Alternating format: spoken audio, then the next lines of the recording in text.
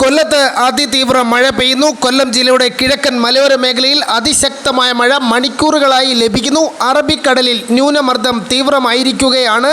കേരളത്തിൽ വീണ്ടും ശക്തമായ മഴ ലഭിക്കുമെന്ന വിവരം. ഡീറ്റെയിൽ ആയി വിവരങ്ങളെല്ലാം നോക്കാം. എല്ലാ ദിവസവും അപ്ഡേറ്റുകൾക്ക് നിങ്ങൾ ഇതുവരെയും ചാനൽ സബ്സ്ക്രൈബ് ചെയ്തിട്ടില്ലെങ്കിൽ ഇപ്പോൾ തന്നെ സബ്സ്ക്രൈബ് ചെയ്ത് ഓൾ എന്ന ബെൽ ഓപ്ഷൻ കൂടി എനേബിൾ ചെയ്യുക. കൂടുതൽ ആളുകൾക്ക് എത്തിച്ചേരാൻ വീഡിയോ ലൈക്ക് ചെയ്ത് കാണാൻ ശ്രദ്ധിക്കണം. സംസ്ഥാനത്ത് നിന്നും ഒറ്റപ്പെട്ട കനത്ത മഴയ്ക്ക് സാധ്യത. ഒറ്റപ്പെട്ട ഇടങ്ങളിൽ ഇടിമിന്നലിനും ശക്തമായ കാറ്റിനും സാധ്യതയുണ്ട്. സന്നിധാനം, പമ്പ, നിലയ്ക്കൽ എന്നിവിടങ്ങളിൽ ഇടത്തരം മഴയ്ക്കും സാധ്യതയുള്ളതായി കാലാവസ്ഥാ വകുപ്പ് അറിയിക്കുന്നു.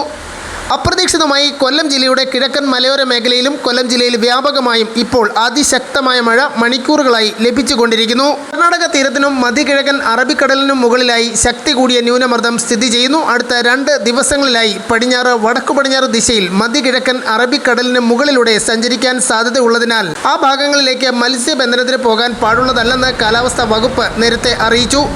ലക്ഷദ്വീപ് പ്രദേശത്ത് മണിക്കൂറിൽ 35 മുതൽ 45 കിലോമീറ്റർ വരെയും ചില അവസരങ്ങളിൽ മണിക്കൂറിൽ 55 കിലോമീറ്റർ വരെയും വേഗത്തിൽ ശക്തമായ കാറ്റിന് സാധ്യതയുണ്ട്. ഈ പ്രദേശത്ത് നാളെ വരെ മത്സ്യബന്ധനം പാടില്ലെന്ന് കാലാവസ്ഥാ വകുപ്പ് അറിയിക്കുന്നു.